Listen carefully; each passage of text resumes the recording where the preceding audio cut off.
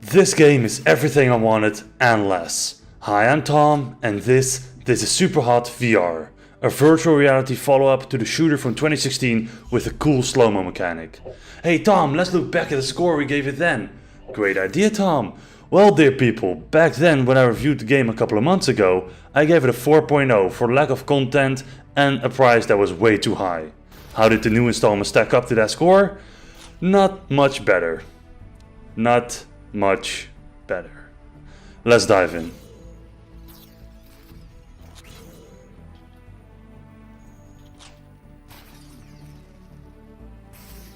Superhot VR has the exact same problems the normal game has, but it also has the same positives. The gameplay mechanics itself have not changed since the last game, which wasn't even needed at all. In fact, they transferred flawlessly to VR. The way the time moves only when you move itself is already a fantastic mechanic that worked great on a monitor, but when you have a Vive or Rift strapped to your face, it is 100 times better. I dare even to say that this is the most fun I've had with virtual reality. The way the game handles and feels is just perfect. This is how VR is supposed to work. Seamless interaction, fluid gameplay and an addictive mechanic that just makes you hunger for more.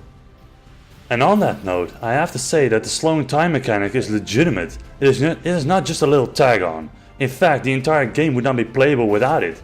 It is needed to survive, and it is just so cool to pretend that you're Neo from the Matrix and dodge bullets left and right. Or just grab hold of items and use them to block the bullets completely. Montage time! Y'all ready for this?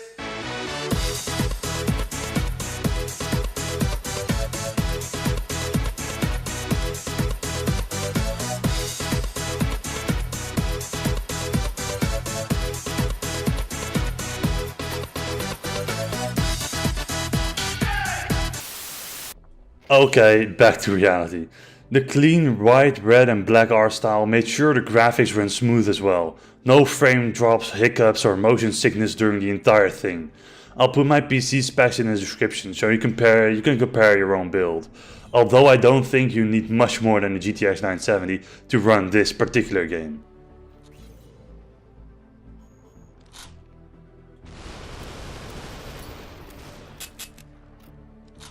Now how could this beauty of a game possibly be bad, you probably wonder. And I can answer this in just two simple words.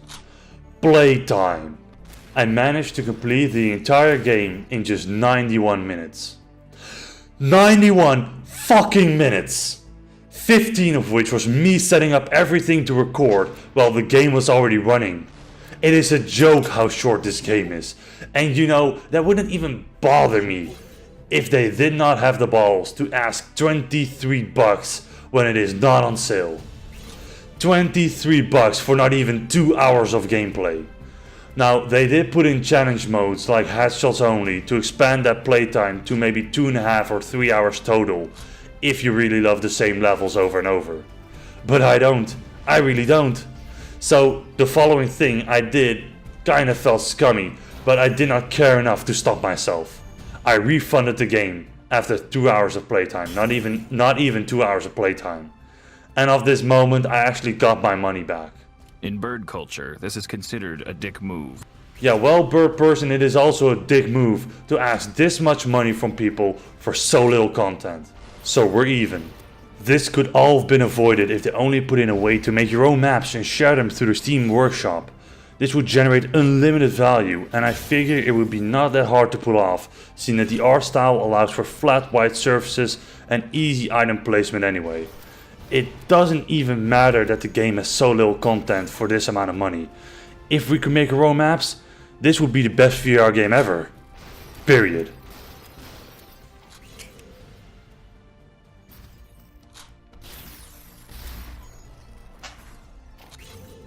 It isn't that Superhot is a bad game. It's one of the best actually. But I'm so disappointed with the lack of content that I would recommend you buy the game, play it completely for an afternoon, and then refund it again to spare yourself the $23. The mechanics, graphics, gameplay and everything else is here. Just in very, very small proportions. which is a damn shame, because those Neo moments are so cool, and I just want more of them, so much more. But if you're looking for something to stick your teeth into for a long time, this is just not it. So that's why sadly I need to say that Superhot VR is not worth the money.